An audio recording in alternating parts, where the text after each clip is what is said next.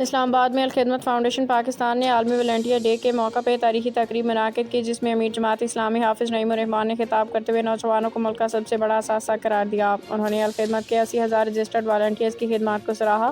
کہا کہ الخدمت مشکل گھڑی میں ہمیشہ قوم کے ساتھ کھڑی ہوتی ہے۔ انہوں نے ٹریفک قوانین کے نام پر نوجوانوں کو تنگ کرنے کی مذمت، نوجوانوں کو حقوق کی جدوجہد تیز کرنے پر زور دیا۔ تقریب پاک چائنا فرینڈشپ سینٹر میں ہوئی، جس میں 50 جامعات کے 4,000 سے زائد طلباء والنٹیئرز نے شرکت کی۔ مختلف ممالک کے سفارشات کار بھی شریک ہوئے۔ سیمینار میں نوجوانوں کے کردار، خواتین کو بااختیار بنانے، سماجی خدمت کے موضوعات پر اہم سیشنز منعقد کیے گئے۔ تقریب میں الخدمت فاؤنڈیشن کے نائب صدور ڈاکٹر مشتاق Mangat, air marshal retired Arshad Malik, vice chancellor doctor عمر سمیت دیگر شخصیات نے خطاب کیا۔ چکوال سے عثمان صدیقی کی قیادت میں بڑا وفد شریک ہوا، جبکہ بہترین کارکردگی پر عثمان صدیقی کو